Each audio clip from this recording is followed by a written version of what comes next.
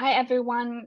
Welcome to part 2 of the UNIDIR webinar series, exploring the quantum AI convergence for international peace and security. And my name is Wenting. I work as an associate researcher with the Security and Technology Program at UNIDIR.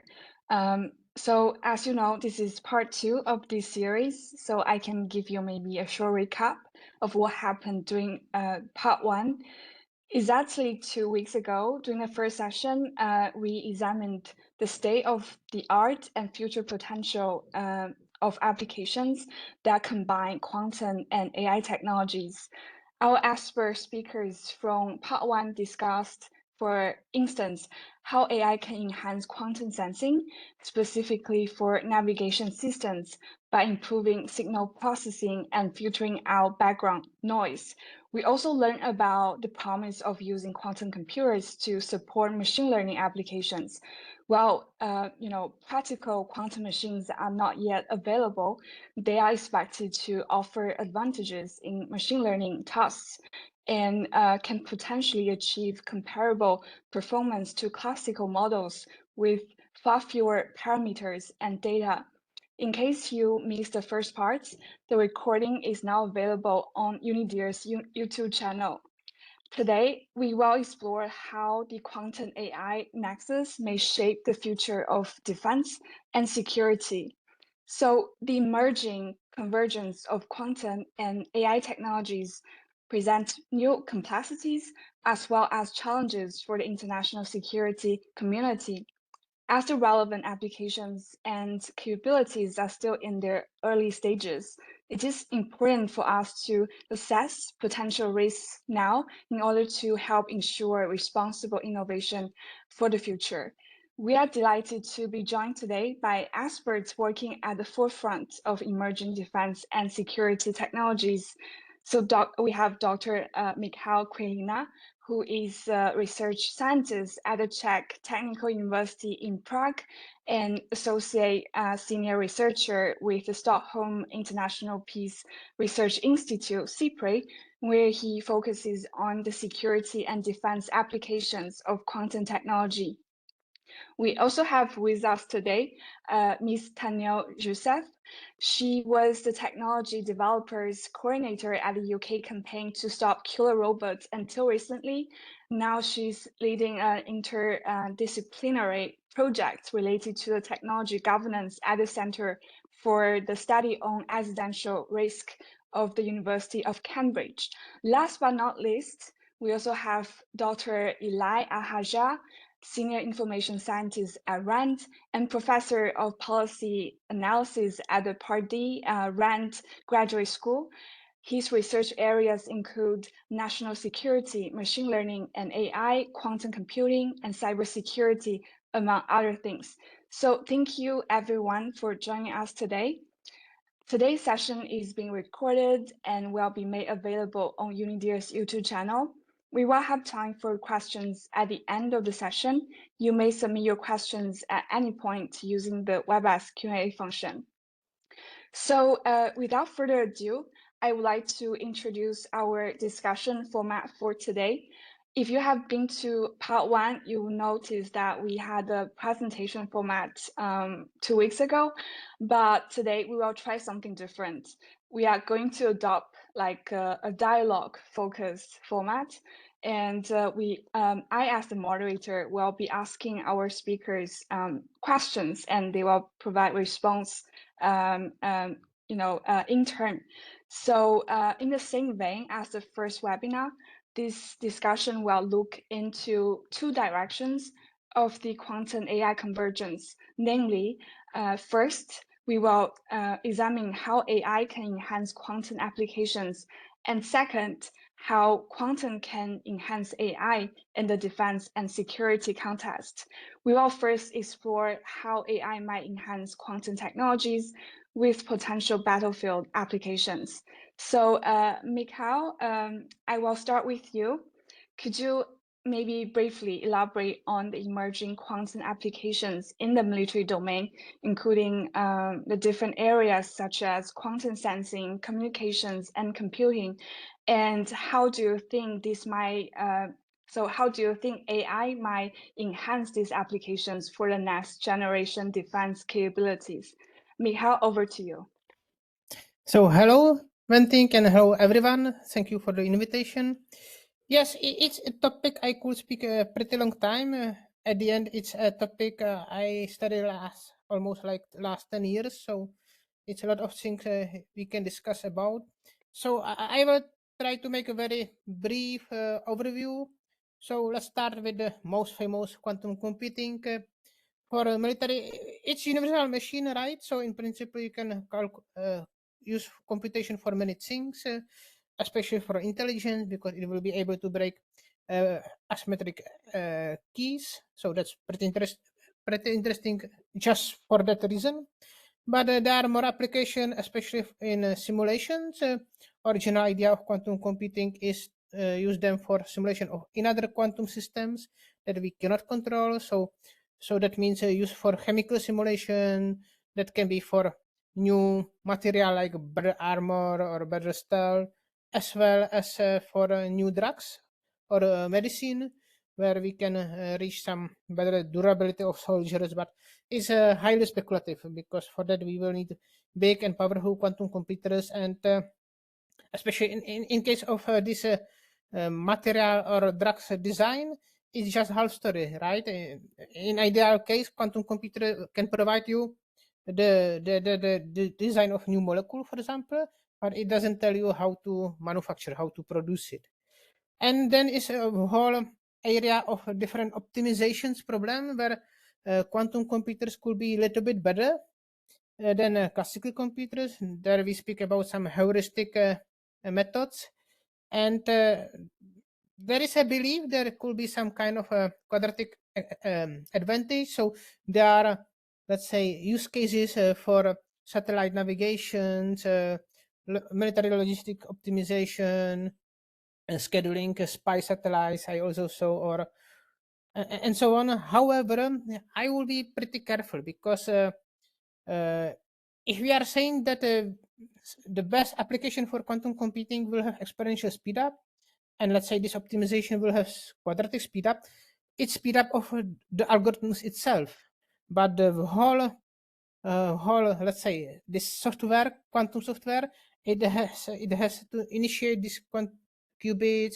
There is some readout, and that can be pretty big overhead that can kill significant amount of this advantage. So maybe at the end we will not have quadratic speed up, but it can be in the best case the same.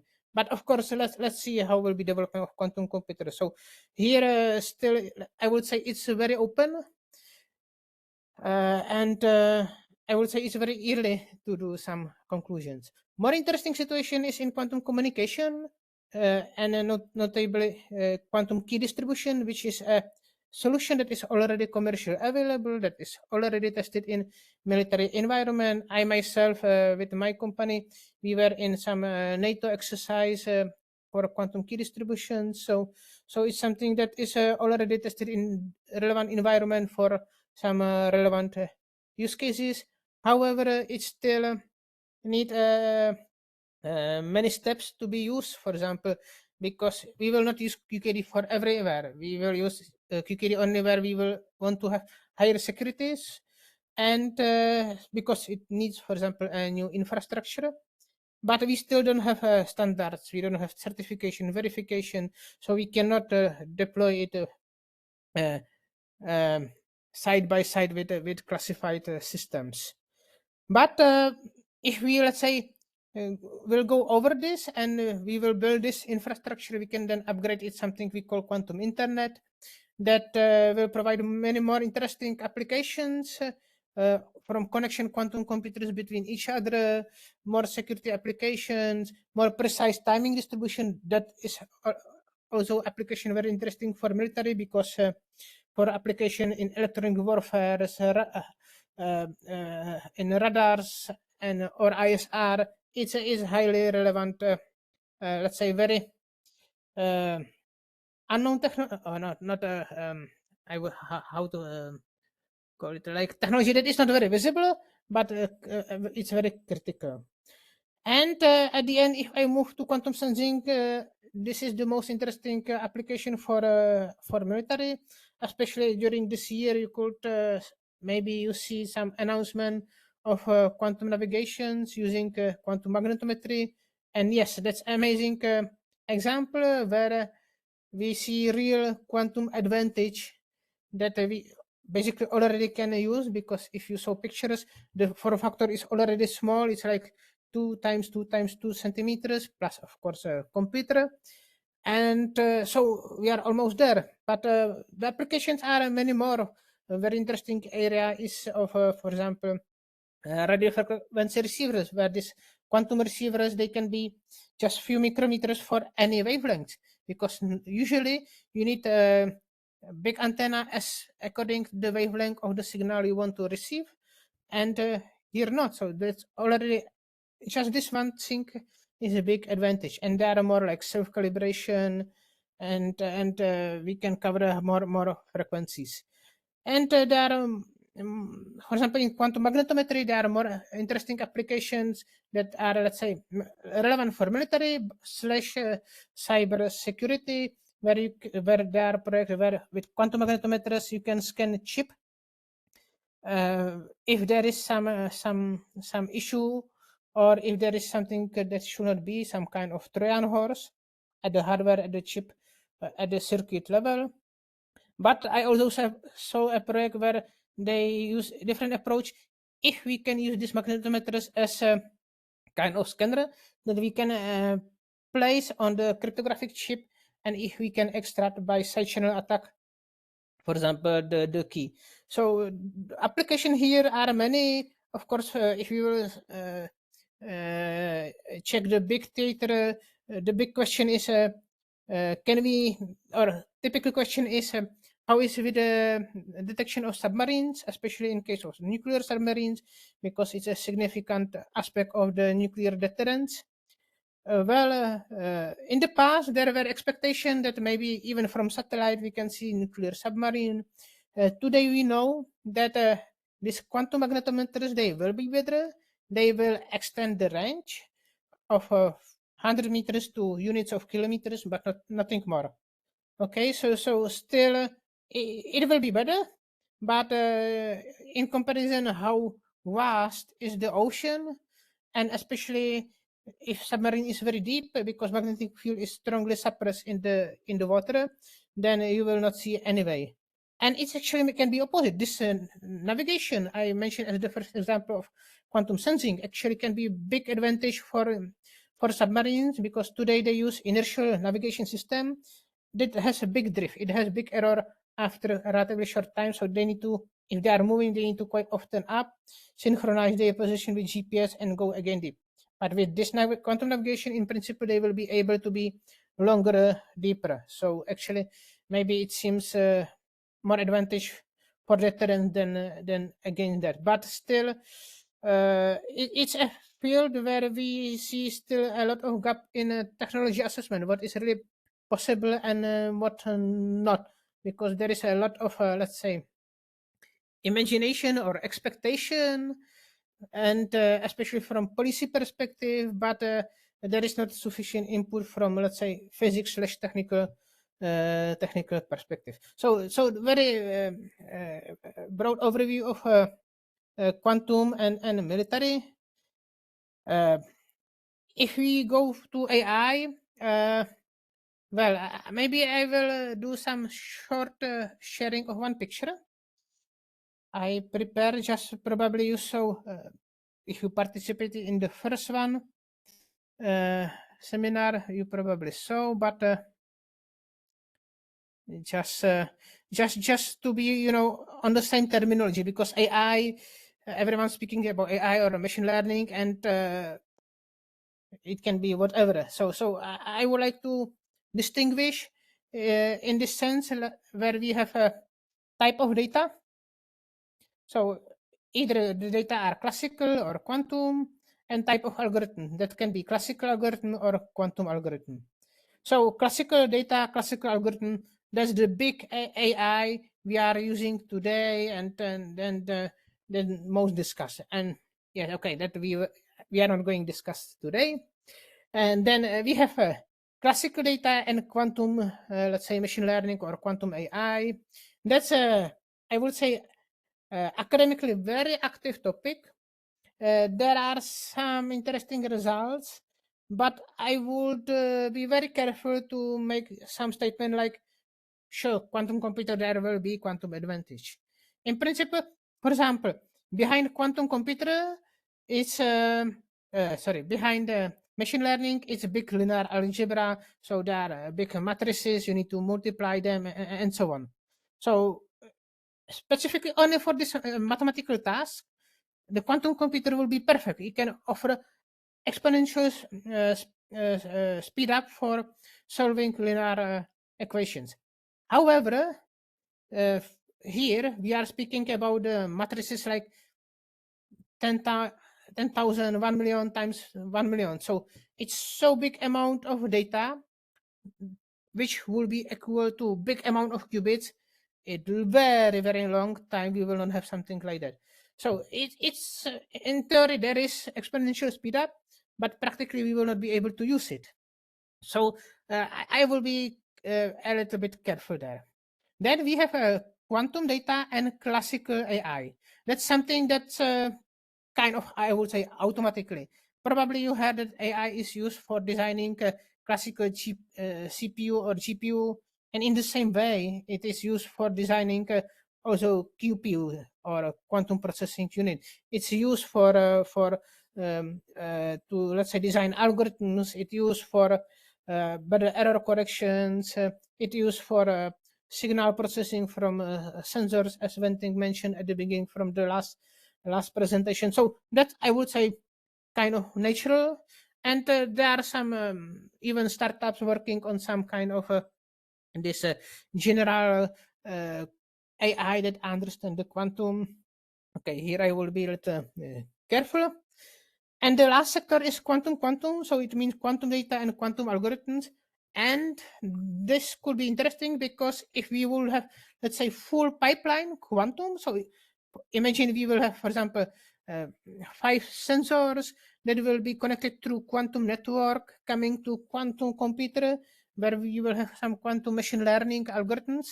Yes, it's highly suspicious that there could be quite a very interesting advantage. However, again, it's something that seems to work on the paper, but we have not proven experimentally yet. I mean, there are some experimental proofs for individual steps, but not for a full pipeline. So I wanted to just to be on the same note.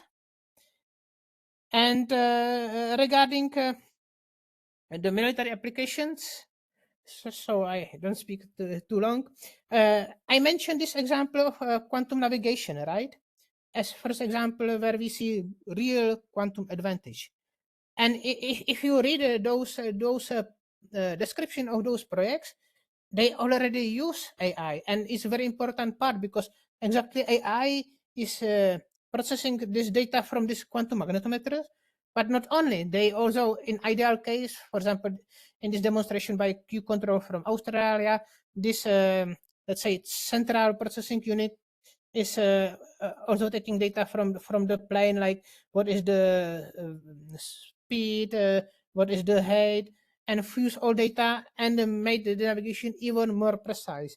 And by the way, this is exactly the way where is going the, let's say, all sensing systems in military, because we are not going to have separate sensors. The trend is more actually to integrate all and have some universal view system that will be able to process data from different sensors and create one picture. And probably in that case, we will not be able to do without machine learning. So maybe for the beginning. Thank you so much, Michal. And I especially like the metrics you just show. I think it really, make it very clear the distinction of data types and algorithm types. And I believe that really helps, clarify some of the potential confusion that can arise when we talk about the AI, the quantum AI convergence. And yeah, and I think one of our speakers from part one, Stefan, touch upon actually the integration of AI into quantum magnetic navigation systems. And as Mikhail mentioned, it has potential military applications, especially for ISR capabilities, so intelligence, surveillance, and reconnaissance. And if you are interested, I encourage you to check out the recording of part one. So thanks again, Mikhail. I have another question for you related to this. So I think, you mentioned the different quantum applications and how they might have military potential.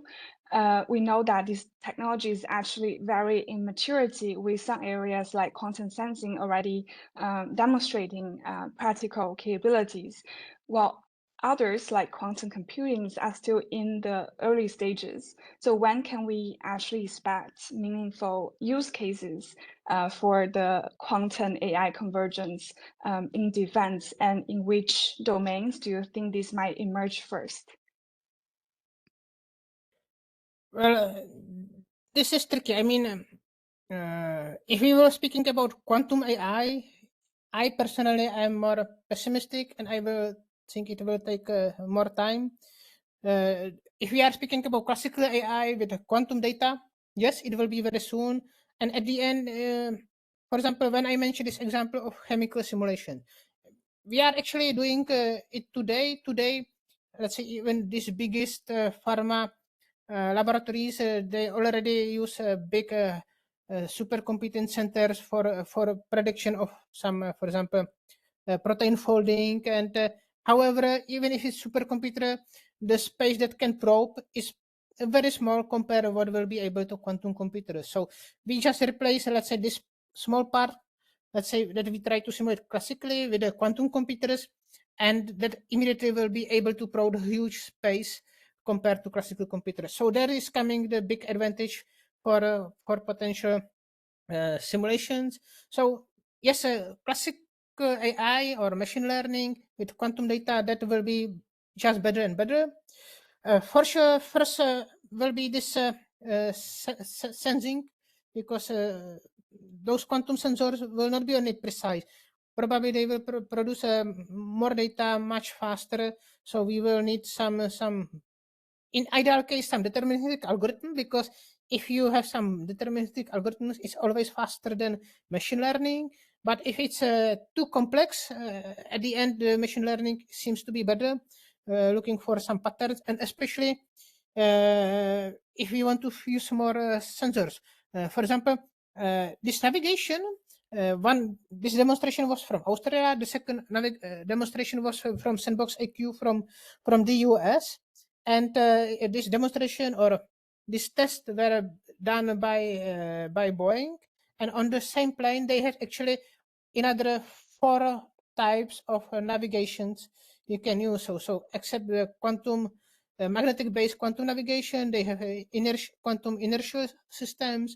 They had navigation based on the star's position. They had navigation based of something we call signal of opportunity. So you detect signals from radio towers, from 5G towers, and based on that you can set up your navigation. So at the end, as I mentioned, the trend is really put one more universal system that will fuse different sensing, and there will need to be big machinery that will process it. And even all the ISR, this intelligence, surveillance, and reconnaissance cycles is already big about the big data, right? So and different data.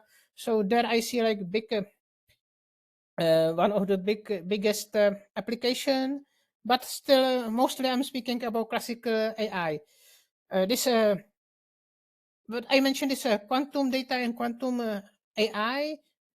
It could be in the future when we will have this quantum network infrastructure, we will have quantum sensors, and we know if we do something we call quantum entanglement between different sensors.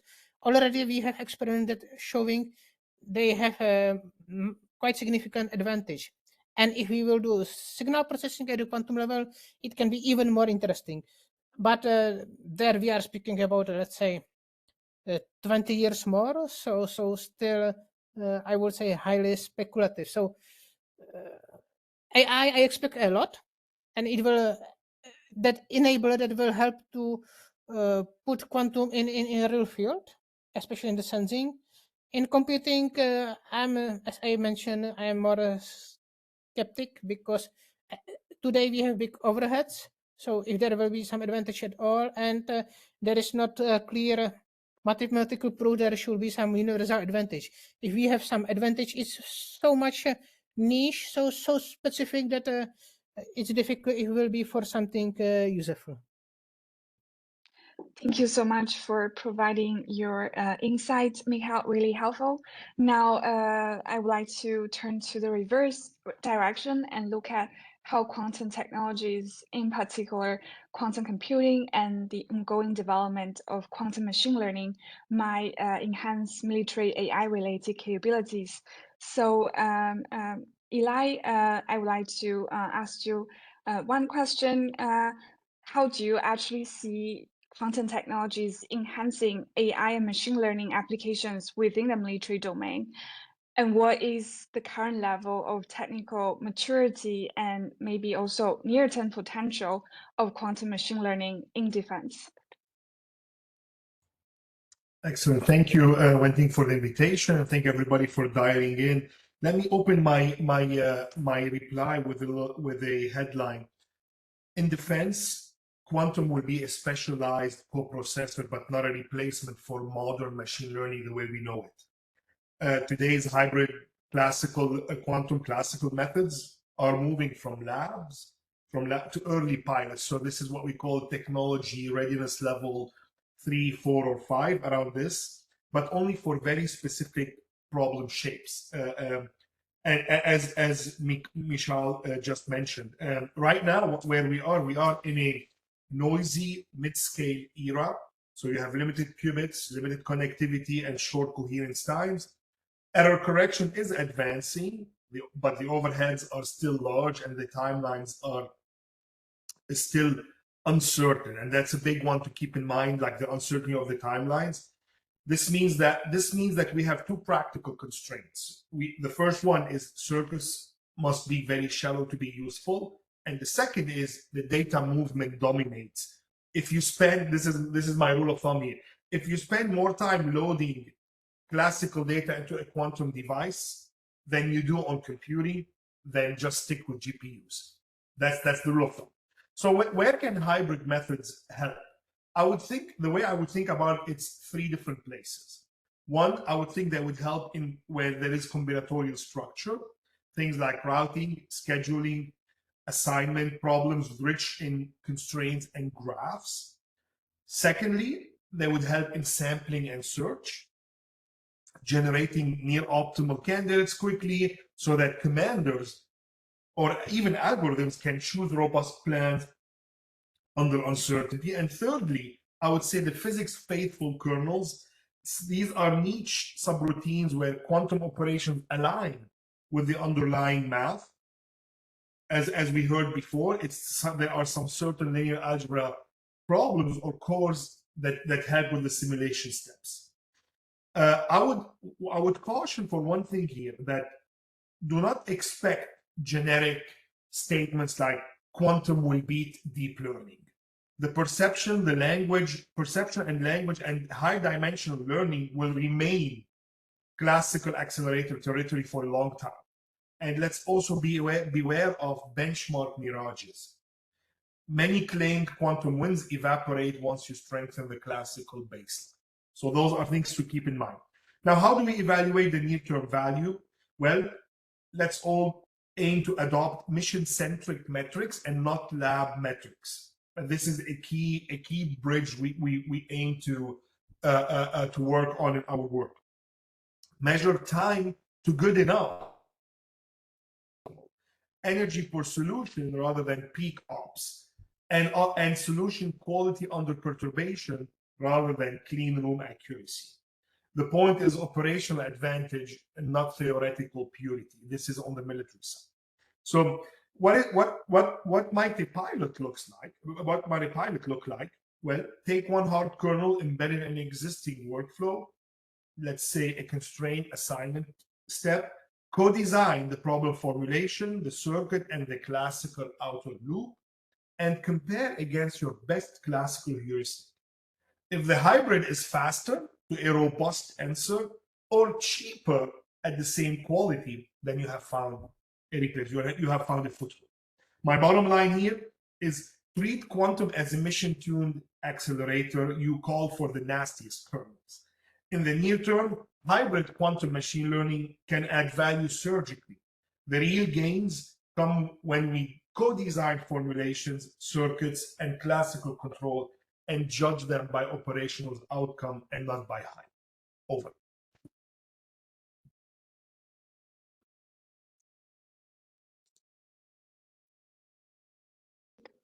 I'm so sorry. I don't know why WebEx was frozen for 1 second. So thank you so much, Eli. Now, maybe if you don't mind, let's also go to some concrete quantum machine learning applications.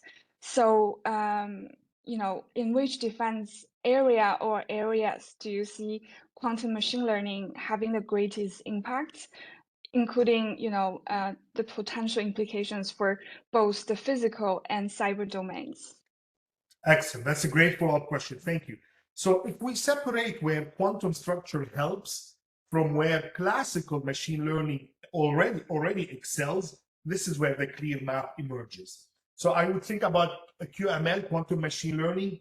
It can influence cyber operations, autonomy, and C2, which is command and control, ISR, as you mentioned, the intelligence, surveillance, and recon, and electronic warfare resource management, logistics, and sustainment, each in a very targeted way. I'm gonna go through each one of them briefly and try to give an idea of where we see QML influencing those different pillars. Let me start by cyber. On the defensive end, think in terms of graphs, enterprise networks, identity relationship, attack path, or attack graphs. Hybrid quantum optimizers and quantum-inspired samplers can help explore many plausible attack routes and prioritize mitigations faster, especially when you need good answers under time pressure.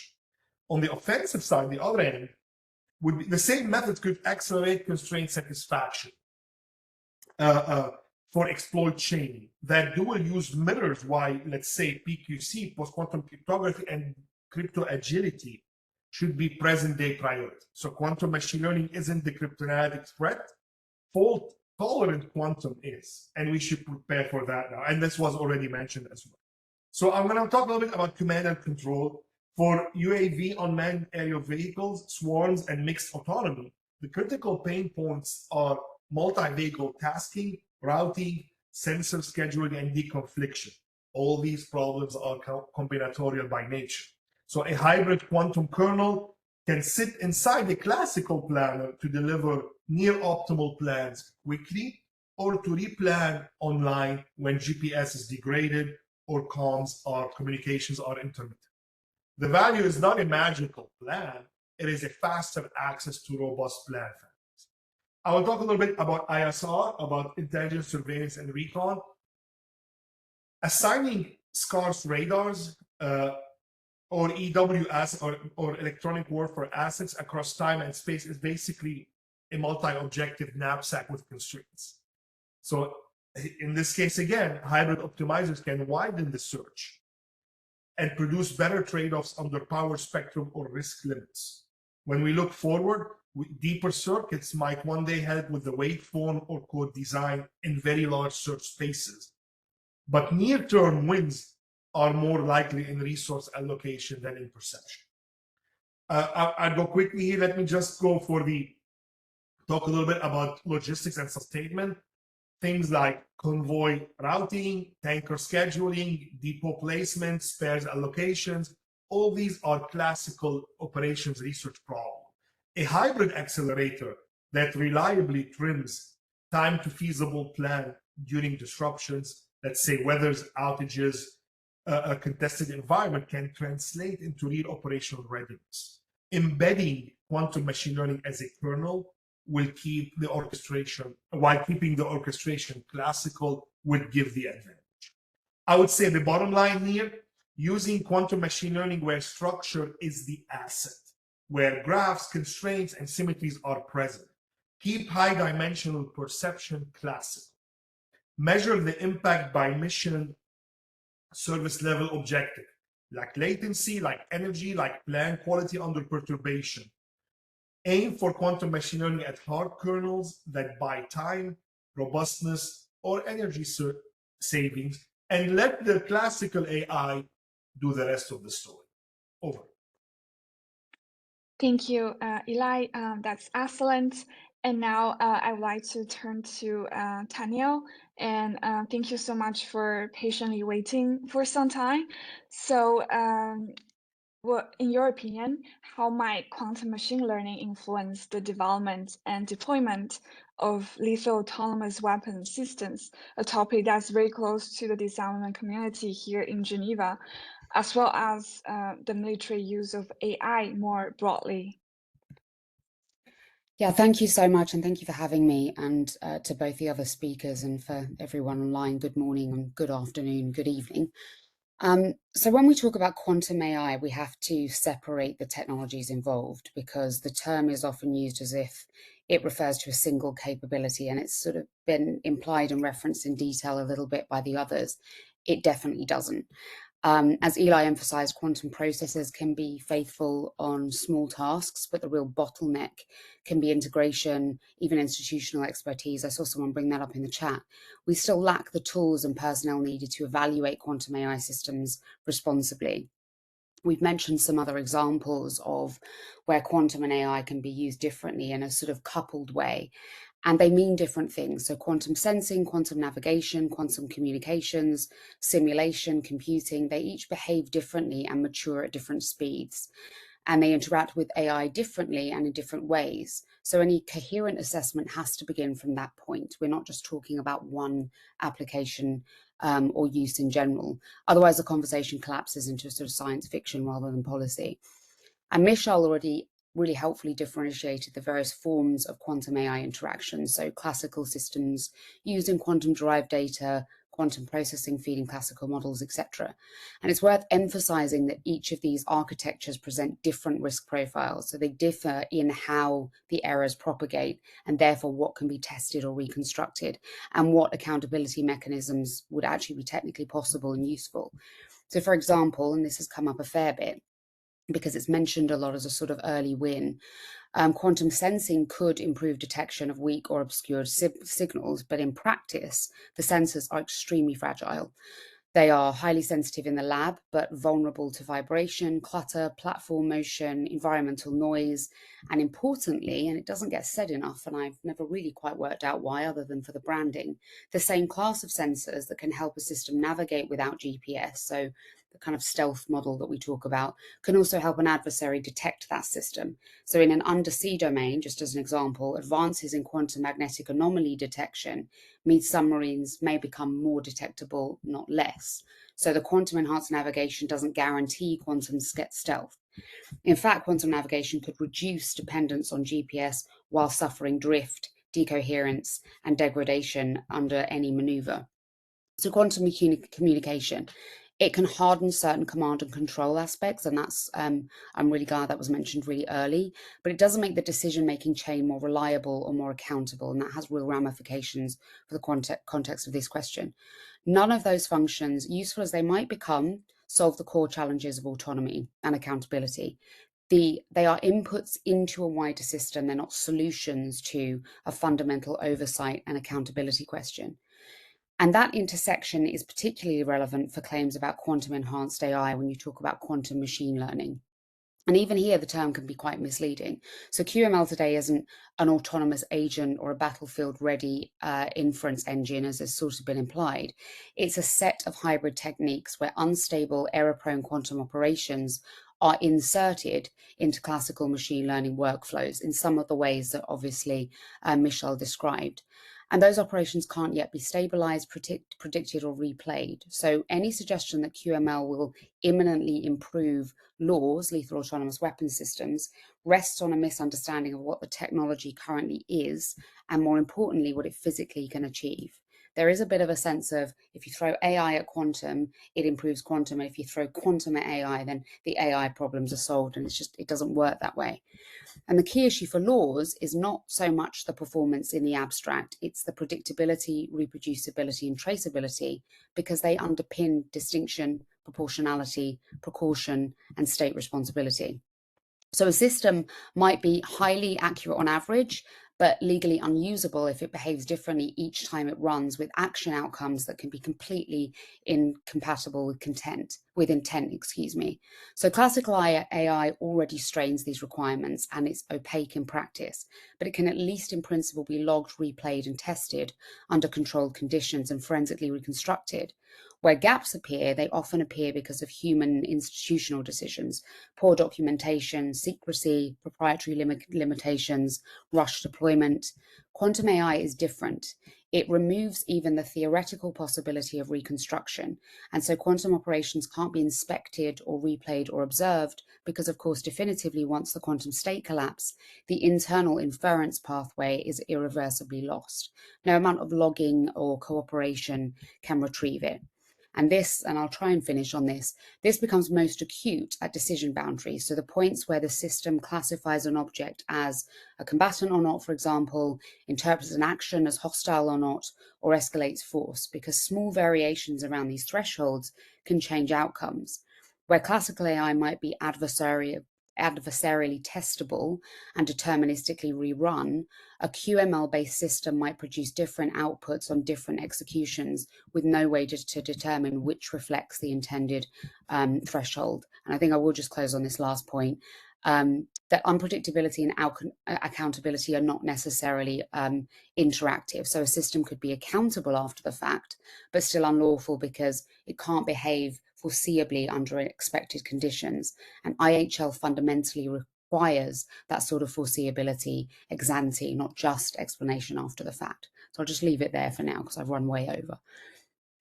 Thank you, Danielle. Actually, you raised a really good point on foreseeability of the systems, and that actually serves a great segue for my next question. So maybe if we go to the potential challenges and risks, what new challenges might emerge from integrating quantum technologies into military AI applications, including in areas such as, what you mentioned on explainability, as well as human oversight and compliance with international humanitarian law? Thank you, and it's a really important question because we do sometimes treat these things as very individual components, but often it's when you try to apply a governance model that actually new issues arise. So, as somewhat introduced, the government's challenges that arise from quantum AI integration, they're often framed as sort of extensions of existing AI problems. But the reality is much more structural. So classical AI is already pretty opaque and brittle, but it does sit in a world where some reconstruction and evaluation and forensic investigation are possible, even though not easy, not always done, but physically possible. With quantum components, that baseline completely disappears. So I'm going to refer a bit to variance, by which I simply mean the system gives different answers when nothing really has changed. I'm oversimplifying. And I'm going to refer to drift, whereby I mean a system's behavior might shift over time without anyone noticing. And those exist in classical AI. And there are ways of dealing with them to some extent, but quantum processes magnify them and remove the tools we usually rely on to diagnose them. And that has specific effects on explainability in a qualitatively new way. So classical AI is difficult to interpret, but militaries can still freeze a model version, rerun scenarios, inspect logs, compare outputs. Even if the internal logic isn't transparent, there is a path to some sort of after-action understanding. It's not great as it is, but quantum AI eliminates that path entirely. The internal quantum state can't be recorded, queried, or reconstructed after collapse by definition. So investigators can't determine why one output occurred rather than another, or whether the system operated within its authorized parameters. And that also affects human oversight. So oversight does depend on predictability. Operators have to understand when a system will act and where its boundaries lie.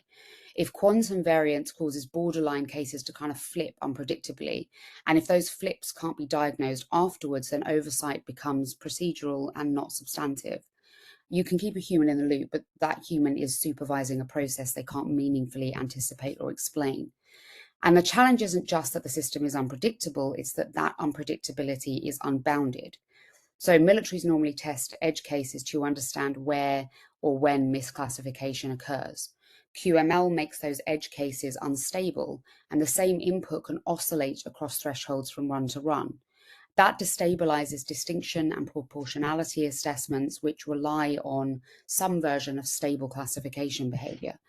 There are also challenges around timing and escalation. So military AI systems act within time-sensitive windows, detecting, fusing, escalating, or withholding action based on sequential signals.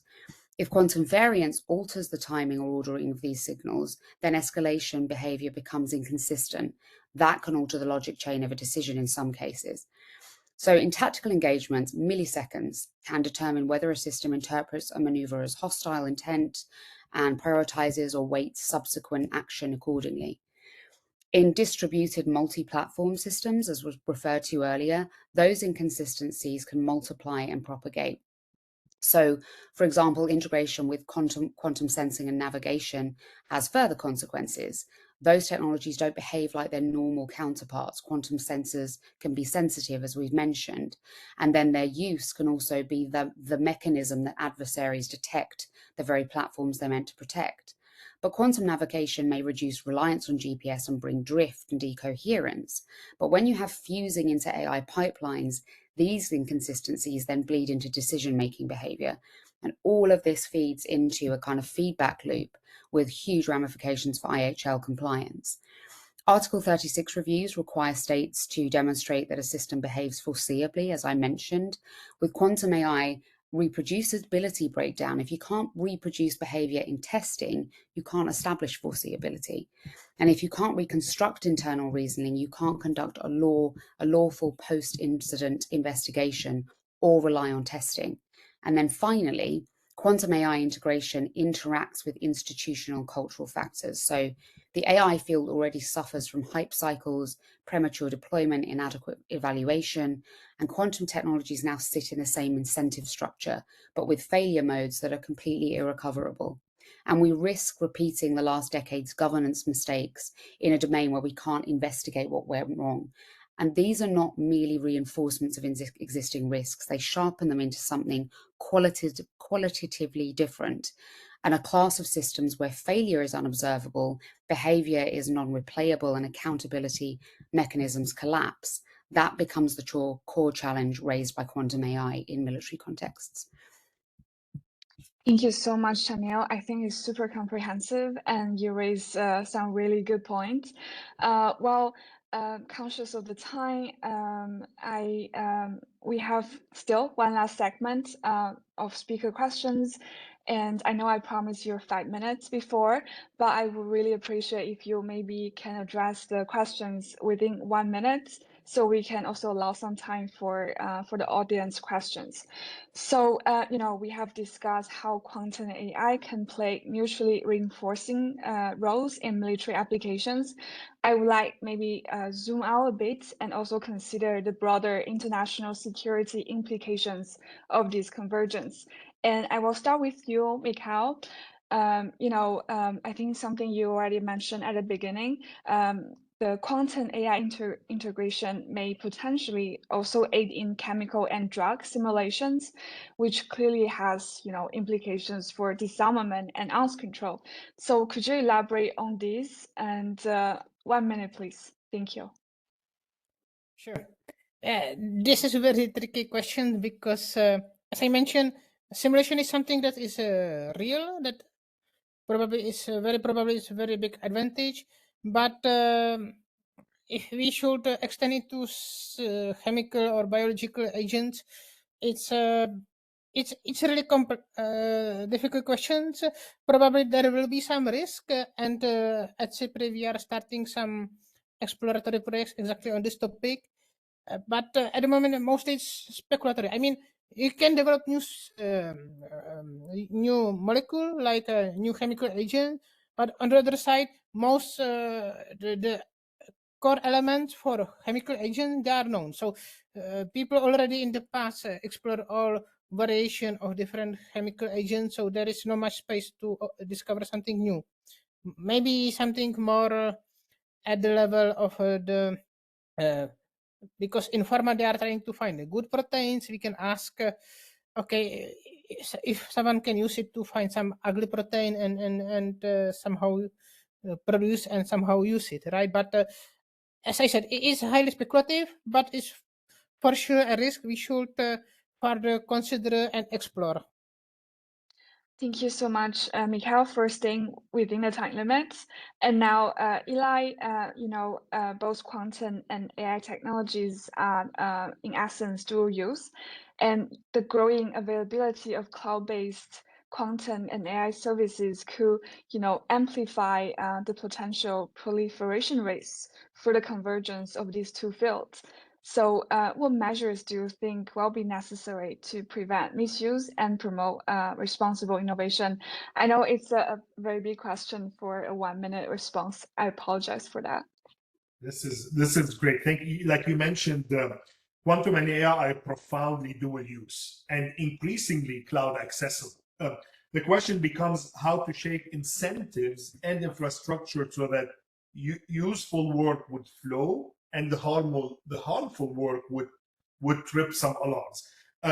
I had some notes talking about what I would say we put in place would be control the access and observe very safely, assure before and after deployment. It's both. Make sure there is transparency and accountability, not one or the other. Implement crypto agility now. Develop international norms and confidence building. And one thing I'm going to elaborate on is having ethical boundaries by design. Use constraints upfront. Limit autonomy in target selection escalation. Build contestability. So explanations and appeals into decision supports should be there, and weigh the environmental costs like energy and water alongside the security benefits. My bottom line here is the recipe is honestly very simple to say. I can hand wave it all the way, but it's very hard to do. To govern compute and access, to verify fitness for use, to observe in the wild, and to align incentives so that providers and operators are all accountable. I believe this is how we prevent misuse while also at the same time harvesting real and responsible innovation from quantum AI or quantum ML. Over. Thank you so much, Eli. And last but not least, Tanil, should existing multilateral frameworks and initiatives, particularly those focused on, lethal autonomous weapon systems, military AI, and even potentially that the WND field begin to also consider the quantum AI integration? Thank you. Yeah, it's such an important question, and it would be lovely to have more time to hear from the others on it. But to sort of encapsulate what I would have said, and I think build on my other sort of introductions, the quantum technologies we're talking about cut across every major security regime, not just from the capacity sense of sensing, navigation, communications. We've said all of those things, but the governance structures and how we treat these domains separately and then where they integrate. So WMDs, swarms, cyber. And the core point that was already raised earlier, aside from the fact that the physics itself is mismatched and not necessarily the most immediate challenge, there's a limit in internal transparency. But what matters is for multilateral frameworks is the consequence of all of those things. So you've got a lot of existing assumptions about how we test, certify, investigate, and how those systems don't necessarily just map onto quantum AI integration. And this means that the frameworks we have need to evolve in 3 ways. So first, structurally, like the laws, process, cyber norms groups, non-proliferation regimes, they have to now coordinate because the strategic effects of quantum technology span all three and exacerbate issues in all three and have emergent issues. Secondly, institutionally, states need shared test beds, common evaluation methodologies, consistent reporting to the extent that that can even happen. Operational envelopes, so behaviors can be compared across three very different systems without requiring access to proprietary internals. And finally, normatively, as has just been mentioned, some quantum AI combinations will never meet accountability or reproducibility thresholds. So multilateral frameworks have to be willing to set functional limits and keep quantum interference out of lethal decision pathways or require different kinds of accountability impact assessments. Thank you very much, Taniel. I see that we received one question in the chat, and Eli has kindly addressed that. So thank you very much. I think we should have time for 2 questions at least. I see there are two questions in Q&A, and I think they are probably more pertinent to Mikhail, but please feel free to jump in as well, Eli and Taniel.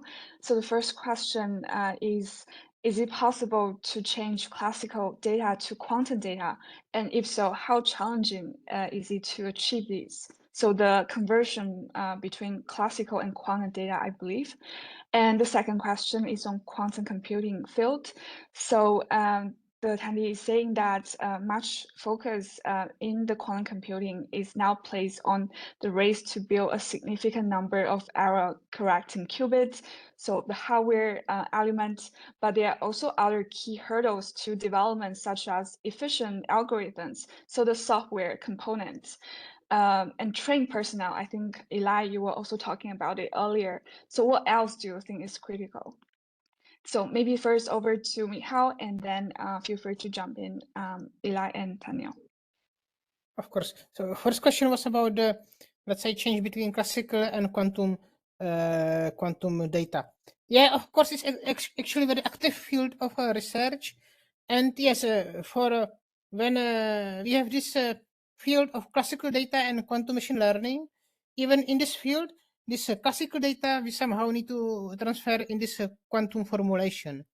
And then there are multiple ways how you can do. You can do the least effective way. It's like one classical bit correspond to one quantum bit, but it's a very inefficient, and there are actually more efficient way how you can encode, but there are multiple, and still it still depends on the quality of quantum computers you can use, because if you are, let's say, to able to distinguish very close states on a, let's say, block sphere, you can, but it's very challenging, and it's active field of research. There are different approaches, and yes, it's something we had to deal with. There are some algorithms, and vice versa as well. If we have some quantum output, we typically need to by measuring multiple times we get some classical output. So I'm not sure if it answered, but yes, it's complex field, very active and important. And yeah, and I don't know if you also have something to react to the other question on what else will be needed. Yeah. What was exactly the question? It was quantum computing. Yes. So the participant is saying that now we focus a lot on basically increasing the qubit count and also efficient algorithm. So I mean, maybe the person is referring to quantum algorithm and trained personnel. And what else is critical to develop quantum computing? Actually, I will not say that today we focus on the increasing number of qubits. What we are focusing now is the increase the quality of qubits, because when we have enough quality plus another big field that is moving with quantum computing is something we call quantum error correction, because we will not be able to make indefinitely perfect this qubit, so we will need this error corrections, and from logical qubits we will do from physical qubits we will do logical qubits, and let's say when we will be able to do enough stable and enough high quality logical qubit, then we will scale to more qubits. So that's I would say at the moment the biggest bottleneck to do this enough high quality qubits plus these error corrections. And of course then you will need all those stuff around, including still it's not clear which type of qubits will win the race, right? We have superconducting, neutral atoms, trap ions, photonic. Each of them has some advantage. I guess just two of them will make it to the top, and other, if they will be used, they will be used for very niche applications, but it's just my expectation. And of course then talent, actually already many countries, they have some kind of their national quantum strategy, and almost every time the talent is one of the main pillar you need to focus on, because exactly it's not easy to understand, especially if you want to develop new quantum algorithms. It's challenging. It needs a lot of math and different thinking about the problems. So for sure that will be needed. On the other side, there are also several startups that are focusing to make it this process easier and more automated, like you describe classical problem and it will try to generate algorithms for you. But yeah, it's this, I would say, especially quantum software is still rather at the beginning than more advanced. Thank you so much. And Eli and Tanil, would you like to jump in on this as well? Sure, I'll try. No, go ahead. Go ahead. Go ahead. Go ahead. No, you go ahead. Yeah, I think jumping on Michal's point and the question that qubit quality matters more than the raw numbers and the focus on that. I mean, I think a lot of people would be referring in their mind to advances like the Willow chip. And that does have improved error scaling, but doesn't resolve the deeper bottlenecks. And the real limits now are software and people. But again, as we've talked about earlier, the way you assess those applications as well. So we don't have the practical quantum algorithms that deliver the consistent advantages in real time, but also the work around integration with these inherently error-prone quantum steps into larger AI pipelines without amplifying instability is an issue. And the kind of error correction that we're working on is just far too small in early stages. And then finally, yes, there are very few engineers in terms of personnel who understand both domains well enough to test and certify. But when you get the governance and the applications in a real world scenario in the most stochastic environment around, which is war with potential loss of life on the other end, you need lawyers and engineers to be able to speak each other's language and understand what you're designing and testing for. And we don't talk about that enough. I'll just add one quick comment to the first question. Yes, making data compatible with quantum devices is actually a big issue. And I think, honestly, I think it's one of the hindering factors of not scaling up very, very fastly.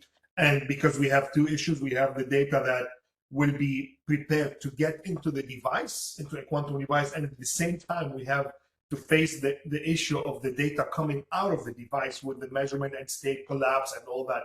So to the first question, just my quick comment is preparing data for quantum devices is actually a very hard and tricky problem, and it's not one of those minor issues that we can overcome quickly and move on. Over. Oh, thank you all so much, and I'm sorry we had to run over time. I think I have myself to blame because I raised really difficult and complicated questions to our speakers, and you have all done an excellent job breaking down those issues. So thank you so much to everyone for providing your insight today. And yeah, I think we discussed a lot of interesting issues in the rapidly evolving area of quantum AI convergence, including what this could mean for emerging battlefield applications. So a lot to unpack, really. We intend to publish a short report early next year to kind of summarize the insights from the webinar series and we will be happy to share it with you once available. So thank you so much to all our speakers, Mikhail, Eli, and Daniel, for taking the time today. I really enjoy our discussion. I would also like to thank donors of the Security and Technology Program, the Czech Republic, Germany, Italy, the Netherlands, Norway, Switzerland, and Microsoft for their support on our work. And with that, I wish you all a lovely rest of the day. Thank you, everyone. Take care.